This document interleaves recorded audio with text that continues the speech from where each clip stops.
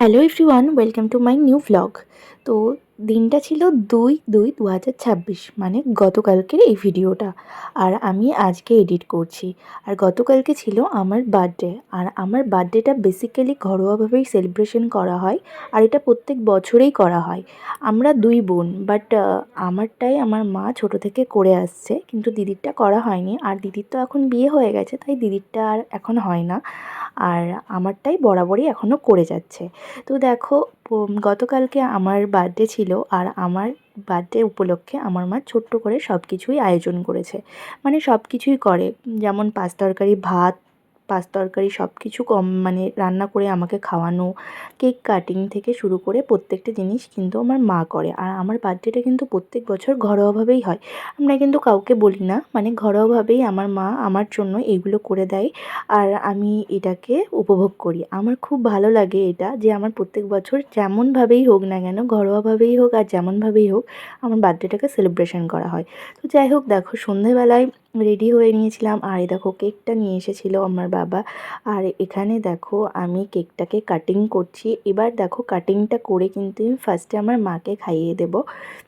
আর আমার মায়ের কিন্তু একটু শরীরটা খারাপ, তো আমি মাকে বলেছিলাম যে আমার বার্থডে সেলিব্রেশন তুমি রাতেই করো, মানে পুরোটাই কেক কাটিং থেকে শুরু করে রান্না করে পাঁচ তরকারি খাওয়ানো, সেগুলো পুরোটাই রাতে করো, ধীরে সুস্থে করো। যেহেতু আমার মায়ের একটু শরীরটা খারাপ ছিল, তো তাই জন্য বলেছি তোমায় দুপুরবেলায় তাড়াহুড়ো করতে হবে না, তুমি আমাকে পুরোটা রাত্রেবেলায় করে খাইও, তাতেই আমি খুব খুশি হব।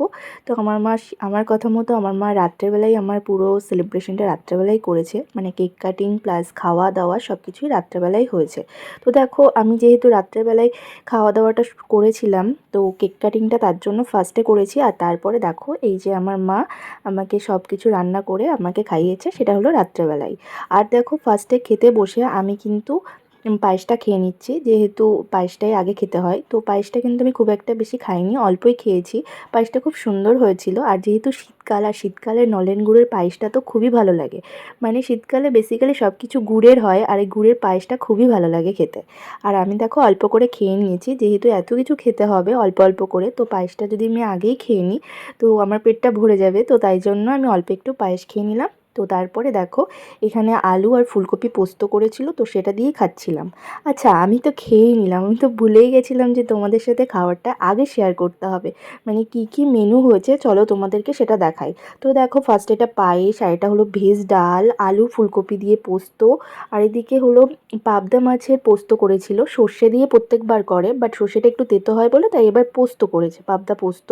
এদিকে খাসির মাংস আছে, চাটনি, পাঁপড়, 5 রকমের মিষ্টি, রসমালাই। আর এদিকে 5 রকমের ভাজা, আলু ভাজা, বেগুন ভাজা, শিম ভাজা, ফুলকপি ভাজা, আর আছে গাজর ভাজা।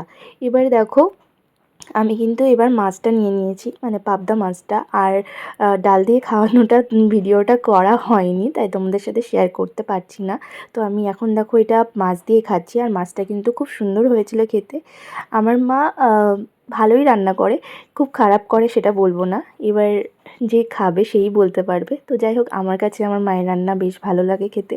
তো মাছটাও বেসিক্যালি খুব ভালো হয়েছিল। আর আমি আগে দেখো মাছটা দিয়েই খাচ্ছিলাম। দেন দেখো চিকেন বলছি, সরি, মাটনটা নিয়ে নিচ্ছিলাম।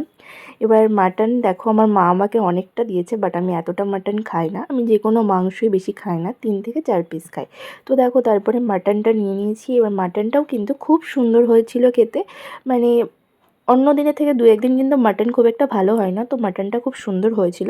আর সেটা দিয়ে আমি খেয়ে নিচ্ছিলাম। আর তারপরে কিন্তু সব কিছুই আমি অল্প অল্প করে খেয়েছি, চাটনি, পাঁপড়, মিষ্টি। মিষ্টি আমি 5টা খাইনি, আমি একটা মিষ্টি খেয়েছিলাম, রসমালাইটাও হাফটা খেয়েছিলাম, পুরোটা খেতে পারিনি। তো যাই হোক, এটাই ছিল আজকে, মানে গতকালকের আমার বার্থডের ভ্লগটা। আর তোমাদের বার্থডে ভ্লগটা কেমন লাগলো অবশ্যই আমাকে কমেন্টে জানিও। চলো আবার দেখা হবে নেক্সট কোনো ভ্লগে। টাটা।